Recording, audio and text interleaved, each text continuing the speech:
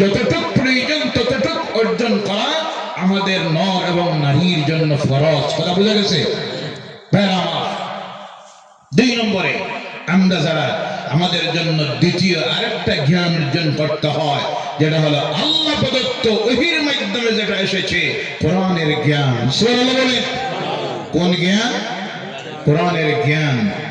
আমরা এই দেশে আছি, যেই দেশ হলো ধর্মনিরপেক্ষ রাষ্ট্র, যেখানে রাষ্ট্রীয়ভাবে সরকারি শিক্ষাঙ্গনে ধর্মীয় কোন শিক্ষা দেওয়া হয়। বাংলাদেশ, পাকিস্তান, সৌদি আরব যে তাদের বিষয় আলাদা, কারণ তাদের এখানে রাষ্ট্রীয়ভাবে সরকারি শিক্ষাঙ্গনে কোরআন হাদিসের ধর্মীয় শিক্ষার ব্যবস্থা আছে। বলেন আলহামদুলিল্লাহ। আমাদের এই দেশে নাই। আমাদের এই দেশে এক সময় ছিল তিনটা ছিল ধর্মীয় শিক্ষার ব্যবস্থা। কয়টা? একটা ছিল সরকারি মাদ্রাসা, ত্রিপুরায় আসলো। জি, বর্তমানে আছে ধর্মীয় শিক্ষা আছে, এগুলি না যে কোরআন হাদিস ফিকহ মাসলা আমার তো কিছু জানা আছে, দেখি তো আমি সিলেবাস দেখি, কিছু বইও দেখি। জি নাই, এটা বিদায় করে দেওয়া হয়ে গেছে। আসামে তো টোটালি বন্ধ করে দিয়েছে। নাউজুবিল্লাহ বলেন। কেন করেছে সে বিষয়ে বলতে যাব না, সময় শর্ট। সরকারি শিক্ষা ব্যবস্থায় যে ধর্মীয় শিক্ষা ছিল সেটা আজকে নাই। আছে মাত্র দুইটা ব্যবস্থা। কয়টা? একটা হলো বেসরকারি কওমি মাদ্রাসা, যেগুলি আজকে করুণ অবস্থা। এক নম্বরের কারণ হলো সরকার থেকে রাষ্ট্রীয়ভাবে এই মাদ্রাসাগুলিতে কোনো সাহায্য দেওয়া হয় না। দুই নম্বরে হলো আমার সমাজে কিছু মানুষ আছে যারা এই মাদ্রাসাগুলি দেখতে, নাম শুনতে গিয়ে গায়ে জ্বালা যন্ত্রণা শুরু করে, চুলকানি লাগায়। আছে না নাই? জি, আউযুবিল্লাহ বলেন। কিছু মানুষ আছে যারা আলিম ওলামাদেরকে দেখতে গায়ে জ্বলে, ভয় পায়, না জানি হুজুর আইছেন কোন সান্দাল হইতে। নাউজুবিল্লাহ বলেন না। এই চরিত্রের মানুষ আছে না নাই? দুর্ভাগ্য তোমার, যারা তোমার বাড়ির বারান্দা এসেছে, ঘরে এসেছে, তারা কারা তুমি জানো? আল্লাহ রসুলের ওয়ারিসান। সুবহানাল্লাহ বলেন। সৌভাগ্য তোমার। দুনিয়ার জমিনের সবচেয়ে সম্মানিত ব্যক্তি যারা, আমার রাসূল বলছেন খায়রুকুম মান তাআল্লামাল কুরআন ওয়া আল্লামা। সুবহানাল্লাহ বলেন। যারা কোরআনের শিক্ষা দেয় আর কোরআনের শিক্ষা গ্রহণ করে আল্লাহর জমিনে, তারাই হলো সবচেয়ে উত্তম। সুবহানাল্লাহ বলেন। অনেকে বলে খাইয়ে দাইয়ে কাম নাই, অনেক মাদ্রাসা, এখানে আরেক মাদ্রাসা, পেট পালার ব্যবস্থা। নাউজুবিল্লাহ বলে। এইভাবে কমেন্ট করবে না, ঈমান চলে যাবে। কি চলে যাবে? নিজের ছেলে মেয়েগুলিকে যদি জেনারেল এডুকেশনে ইংলিশ শিক্ষায় শিক্ষিত করার জন্য প্রতি এলাকায় এলাকায়, মহল্লায় মহল্লায় ইংলিশ মিডিয়াম স্কুল বানানো যায়, তাহলে ইসলামের শিক্ষা দেওয়ার জন্য প্রতি মহল্লায় এলাকায় একটা মাদ্রাসা বানাইতে তোমার অসুবিধা হয় কেন? বুঝতে হবে তোমার ভিতরে ভাইরাস ঢুকেছে, যে ভাইরাসের নাম হলো মুনাফিকের ভাইরাস। কথা ঠিক কিনা ভাইরা আমার? এরপরে দেখেন, আজকে যারা এইসব মাদ্রাসায় খেদমত দেন, বিনিময় দেওয়া হয় হাদিয়া ৫-৭ হাজার, ১০,০০০ টাকা। আপনারা বলুন, এরা যারা এই খেদমত দিতেছেন, তারা এই মাদ্রাসা খেদমত না দিয়ে আপনার আমার মতো যদি সকালে বাইর হয়, বিকাল বেলায় ৫০০,০০০ টাকা রুজি করার ক্ষমতা আছে না নাই? জি, তাড়াতাড়ি বলবেন, আছে না নাই? কিন্তু কেন? পেট বাঁচানোর জন্য নয়। তারা হলেন নবীর ওয়ারিস। সুবহানাল্লাহ বলেন। আল্লাহ রাসূল জমিন থেকে চলে যাওয়ার পর সম্পত্তি কিছু রেখে যান নাই, তার ওয়ারাসাত চলে ইলমের উপরে। আর আল্লাহ রাসূল বলে গেছেন, আল উলামা ওয়ারাসাতুল আম্বিয়া, ওই যে আলিম যারা দিনের শিক্ষায় শিক্ষিত যারা, তারা হলেন আমার ওয়ারিস। ওই যে ওয়ারিস হয়, উত্তরাধিকারী নেই, দিনের দায়িত্ব তারা হাতে নিয়েছেন, তারা স্মরণ করেন, ইতিহাস পড়ে, এই দিনকে জমিনে টিকাইয়ে রাখার জন্য আমার নবী পেটে পাথর বেঁধেছিলেন। তাইফের ময়দানে রক্ত ঝরেছে, সরাসরি রক্তে লাল হয়ে গিয়েছে। উহুদের ময়দানে দান শহীদ হয়েছে। খন্দকের ময়দানে পেটে পাথর বেঁধেছেন আল্লাহ দিনকে জমিনে টিকাইয়ে রাখার জন্য, প্রতিষ্ঠিত করার জন্য। আজকে যদি আমরা মসজিদের ইমামতির দায়িত্ব ছেড়ে দেই, মাদ্রাসার শিক্ষকতার দায়িত্ব ছেড়ে দেই, মক্তবের শিক্ষকতার যদি দায়িত্ব ছেড়ে দেই, তাহলে আল্লাহর দিন জমিন থেকে মিটে যাবে। কিয়ামতের দিন প্রথম আমরা জবাব দিতে হবে আল্লাহর কাছে আর তার রাসূলের কাছে। কথা ঠিক কি না? এর জন্য তারা সামান্য হাদিয়ার বিনিময়ে কত সমালোচনা, কত কথা শুনে এরপর আল্লাহ দিনের খেদমত দিতেছেন। আল্লাহ কবুল করুক, সকলে বলেন আল্লাহুম্মা আমিন। শিক্ষা ব্যবস্থা হলো দুইটা, একটা হলো বেসরকারি মাদ্রাসা। এখানে আমাদের ছেলে মেয়ে বেশি থেকে বেশি যায় 1%, 2%, 5%, 1 অথবা 2%। কিছু সংখ্যক মানুষ তো আছে তাদের চিন্তাধারা ঢুকছে ওই মাদ্রাসায় যদি দেই পরবর্তীতে ডিউটি হইব যাকাত তোলা, যাকাত খাওয়া, ইমামতি করা। নাউজুবিল্লাহ বলেন। মাদ্রাসায় শিক্ষিত হইলেই যে ইমামতি করতে হবে এমন কোনো শর্ত আছে? আর ইমামতি করাটা কি খারাপ পেশা? জি, আল্লাহর ঘরের খেদমত। সুবহানাল্লাহ বলেন। এই চিন্তাধারা পরিবর্তন আনুন। আজ আলহামদুলিল্লাহ একদিকে যেটা যাচ্ছে হাফিজুল কোরআন হচ্ছে, মৌলানা হচ্ছে, আর একদিকে জেনারেল এডুকেশন সঙ্গে চালাইয়া অথবা হাফিজ হওয়ার পর, আলিম হওয়ার পর জেনারেল এডুকেশনে শিক্ষিত হয়ে একদিকে রমজানে মসজিদে খতম তারাবি কোরআন তিলাওয়াত করতেছে, আর ওখান থেকে বাইর হয়ে রাত 9টায় গিয়ে চেম্বারে বসে ডাক্তার হয়ে রোগী দেখতেছে। সুবহানাল্লাহ বলেন।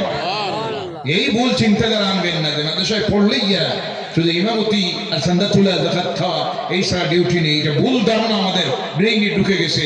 এর কারণে অনেক অভিজাত পরিবারে, ধনী পরিবারের ছেলেরা আজকে তারা মাদ্রাসায় দেয় না, চিন্তা করে এটা পরে করতো কি। জি ভাইরা আমার, এই হলো মাদ্রাসা শিক্ষা, যেখানে আমাদের ছেলেরা যারাই 2%, বাকি 98% আমাদের সমাজের একদিকে যে আজকে আমরা জেনারেল এডুকেশনের দিক দিয়ে পিছনে। আর 2 নম্বর সবচেয়ে অবাক হতে হয় আমাদের ধর্মগ্রন্থ কোরআন, যেটা আমাদের কাছে আসার হয়ে গেছে 1500 বছর, কয় হাজার, কিন্তু এখন পর্যন্ত আমার সমাজের 95% মানুষ আল্লাহর কালাম কোরআনের তিলাওয়াত জানে না। নাউযুবিল্লাহ বলে। যার হৃদয়ে কোরআন নাই, যে ব্যক্তি কোরআন তিলাওয়াত জানে না, এ তো কোরআনের অর্থ জানবে না, ব্যাখ্যাও সংক্ষিপ্ত জানবে না। যে মানুষটার হৃদয়ে কোরআন নাই, যে বাড়িতে কোরআন নাই, যে বাড়িতে কোরআনের তিলাওয়াত নাই, সেই বাড়িতে আল্লাহর রহমত নাই। কথা ঠিক কিনা? যে বাড়িতে কোরআনের তিলাওয়াত আছে সেই বাড়িতে আল্লাহর রহমত, বরকত দিয়ে আল্লাহ ভরপুর করে দেয়। কেন কোরআন তিলাওয়াত জানি না?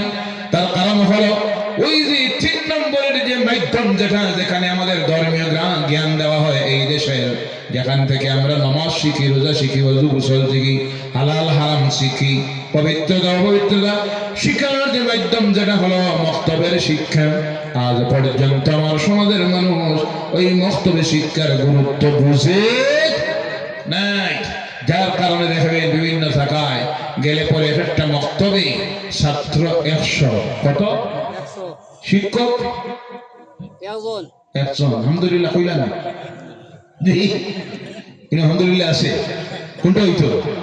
নাউযুবিল্লাহ, জোরে বলেন নাউযুবিল্লাহ মিন যালিক। ছাত্র 100, কোন জায়গায় 1 জন 2 জন। ক্লাস আরম্ভ হয় 6টায়, 7টায়, 7:30টায়, 1টায় শেষ। কথা ঠিক কিনা? 1 ঘন্টা, কারণ স্কুলের টাইম হয়ে যাচ্ছে, স্কুলে যেতে হয়। এরপরে দেখা গেল, আপনারা ইনসাফের সহিত বলুন, 1 জন শিক্ষক বা 2 জন শিক্ষক 1 ঘন্টার ভিতরে 100 ছাত্রকে সবক দেওয়া, পাঠ দেওয়া এবং নেওয়া সম্ভব আছে? নাই। দেখা যায় 2 বছর 3 বছর যাওয়ার পরে কয়, কি ইমাম সাহেব রাখলাম, 3 বছর থেকে পড়াইলে আমার ছেলেটাই মেয়েটাই নামাজ শিখলো না। নাউযুবিল্লাহ বলেন। আমার দোষ ইমামের মাথায়, সব দোষ নন্দঘোষ, যা দোষ সব ইমাম সাহেবের। নাউযুবিল্লাহ বলেন। ইমামের আবার বেতন আছে কোন কোন জায়গায় আলহামদুলিল্লাহ 7,000 8,000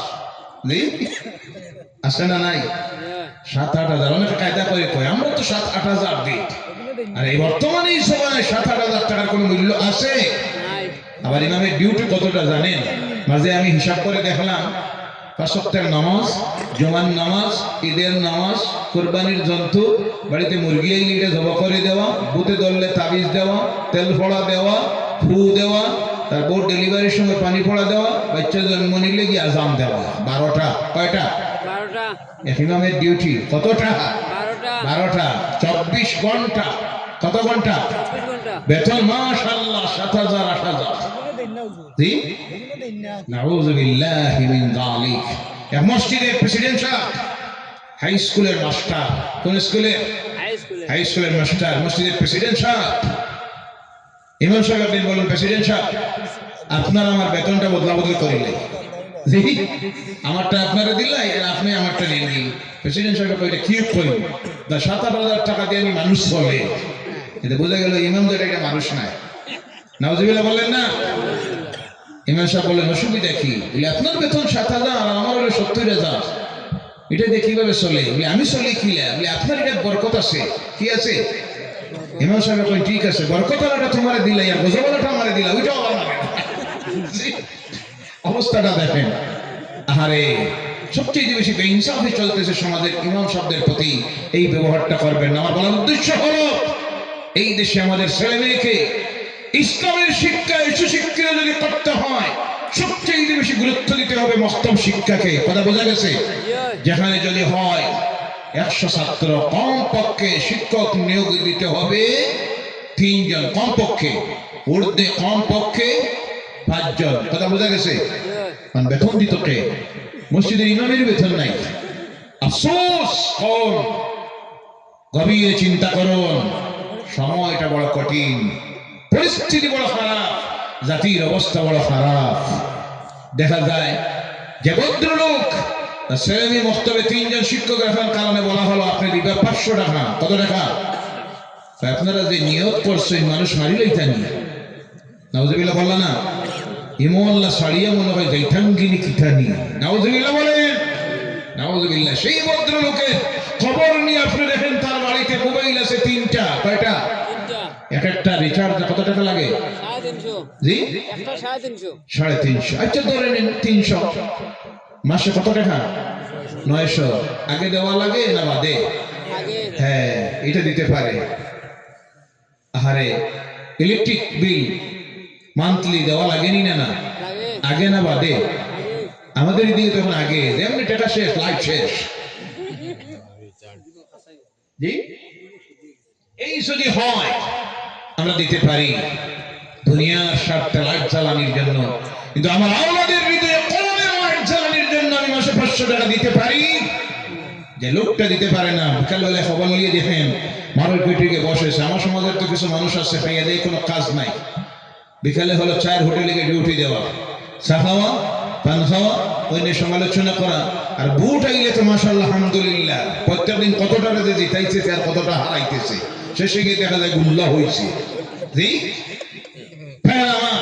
দেখেন এই ভদ্রলোক মোবাইলের রিচার্জ দিতে পারতেছে 1000 টাকা আর লাইট জ্বালানির জন্য আমরা দিতে পারতেছি 500 টাকা কিন্তু আমার ছেলেটার হৃদয়ে আল্লাহর কালাম কোরআনকে শুদ্ধভাবে ঢুকানোর জন্য আমি 500 টাকা দিতে রাজি নাই যার কারণে হচ্ছে কি অনেক জায়গায় দেখা যাচ্ছে কি আমার সমাজের ছেলেরা মেয়েরা 8, 10, 12, 15, 20 বছরের বয়স হয়ে গেছে কোন জায়গায় এমনও আছে যুবক যুবতীরা বিবাহ হয়ে গেছে 1-2টা বাচ্চার মা বাপ হয়ে গেছে কিন্তু নামাজটা জানে না ওযু জানে না গোসল জানে না ফরজ ওয়াজিব জানে না সুন্নাত মুস্তাহাব জানে না মা-বাবার সঙ্গের ব্যবহার জানে না মুরব্বির সঙ্গের ব্যবহার জানে না প্রতিবেশীর সঙ্গের ব্যবহার জানে না এতিম মিসকিনের সঙ্গের ব্যবহার জানে না না জানার কারণ হলো ওই ইসলামের জ্ঞান পরিপূর্ণ না পাওয়ার কারণে এর কারণে আমার ভাইয়ের আল্লাহর ওয়াস্তে অনুরোধ রাখি আল্লাহর কালাম সেই কোরআনুল কারীমের এই শব্দটার প্রতি যদি আমরা গুরুত্ব দেই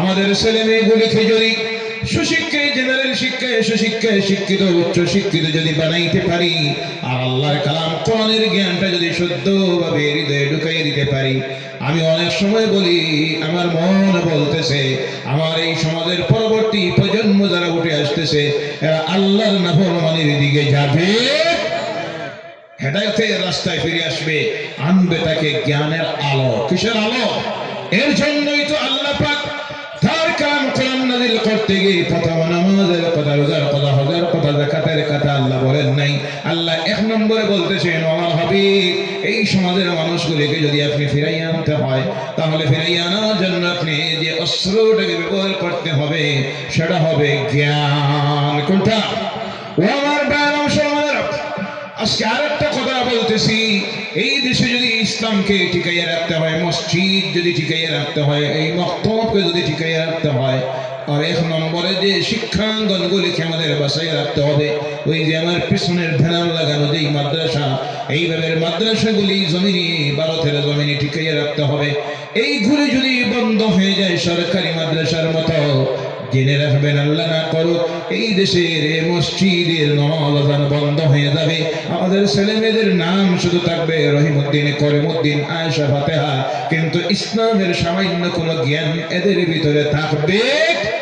কারণ হলো এদেরকে এই জ্ঞান দেওয়ার জন্য যারা শিক্ষক হিসাবে আসবেন, এরা তোমার কলেজ থেকে নয়, ইউনিভার্সিটি থেকে নয়, ইঞ্জিনিয়ারিং কলেজ থেকে নয়, পলিটেকনিক্যাল কলেজ থেকে নয়, এরা বাইরে হয়ে আসতে হবে আমার এই দেশের বেসরকারি মাদ্রাসাগুলির থেকে। আল্লাহ পাক আমাদেরকে ওই মাদ্রাসা শিক্ষার প্রতি গুরুত্ব দেওয়ার, সাহায্য সহযোগিতা দেওয়ার মন মানসিকতা যেন তৈরি করে দেবেন, আল্লাহুম্মা আমিন। আর আমরা প্রত্যেকে যেন আমাদের ছেলে মেয়েগুলিকে দুনিয়ার শিক্ষায় শিক্ষিত করতে পারি, আর আল্লাহর কালাম কোরআনের জ্ঞান যেন তাদের হৃদয়ে ঢুকিয়ে দিতে পারি। ও আমার ভাইরা মুসলমানেরা, অভিভাবকেরা জেনে রাখবেন, একদিন আমরা এই দুনিয়ায় থাকবো না, আমরা চলে যাব। ওই যাওয়ার পরে নেক আমলটা যদি জমিনে রেখে যাইতে পারি, আল্লাহর কালাম কোরআনের জ্ঞান অর্জনকারী, কোরআনের শুদ্ধ তিলাওয়াতকারী যদি রেখে যাইতে পারি, ওই বাচ্চাটা যদি একটা দিন তোমার আমার কবরের কিনারায় শুক্রবারের দিন, শবে কদরের রাত্রিতে, শবে কদরের দিন, ঈদের দিন বা যে কোনো দিন ফজরের নামাজ পড়ে গিয়ে আপনার আমার কবরের কিনারায় যদি দাঁড়ায়, আর দাঁড়াইয়ে যদি একবার তিলাওয়াত করে পড়ুন, কুল হুয়াল্লাহু আহাদ আল্লাহুস সামাদ লাম ইয়ালিদ ওয়া লাম ইউলাদ ওয়া লাম ইয়াকুল লাহু কুফুয়ান আহাদ, একবার কয়বার? সঙ্গে সঙ্গে আল্লাহ পাক তার আমলনামায় আর সবটুকু যার রূহের মাগফিরাতের জন্য বক্সে দিল, তার আমলনামায়, উভয়ের আমলনামায় আল্লাহ 10 পারা কোরআন তিলাওয়াতের সবাই লিখে দিবে। তিনবার যখন তিলাওয়াত করে, বুখারী শরীফের হাদিস, আল্লাহ রাসূল সাল্লাল্লাহু আলাইহি ওয়াসাল্লাম বলছেন, সঙ্গে সঙ্গে আল্লাহ পাক তিলাওয়াতকারী আর যার উপরে সওয়াব বক্সে দিল, উভয়ের আমলনামায় আল্লাহ কমপ্লিট মকবুল এক কোরআন খতমের সওয়াব লিখে দেয়। এই আওয়াজ যদি কোরআনের শুদ্ধ তিলাওয়াতকারী শিখাইয়ে দিতে পারেন, আপনার কবরের কিনারায় গিয়ে দাঁড়াইয়ে যদি একটা বার হাত তুলে আর বলে, রাব্বিরহামহুমা কামা রাব্বায়ানি সগীরা, আল্লাহ পাক ওই সূরা ইখলাসের খাতিরে আর আওলাদের দোয়ার খাতিরে হতে পারে আপনার জীবনের সমস্ত গুনাহ মাফ করে দিয়ে কবরটাকে জান্নাতের টুকরা আল্লাহ বানাইয়ে দিতে পারেনি না। এর কারণে আমার ভাইরা, নির্ধারিত সময় ছিল রাত্রি 12টা, ধৈর্য ধরে আপনারা বসেছেন, আল্লাহ বসাকে কবুল করেন, এক সকলে বলেন আল্লাহুম্মা আমিন। এই সাউন্ড সিস্টেমটা এত ভালো, সারা রাত কথা বললে বলতে মন চাইবে, আলহামদুলিল্লাহ বলেন আলহামদুলিল্লাহ। যারা খেদমত দিতেছে আল্লাহ তাদের খেদমতকে কবুল করুক, সকলে বলেন আল্লাহুম্মা আমিন। বিভিন্ন মাহফিলে যাওয়ার আগে ডর লাগে, আল্লাহ সামনে কোনটা যেতে হইবে, জি আধা ঘন্টা টিকা যায় না।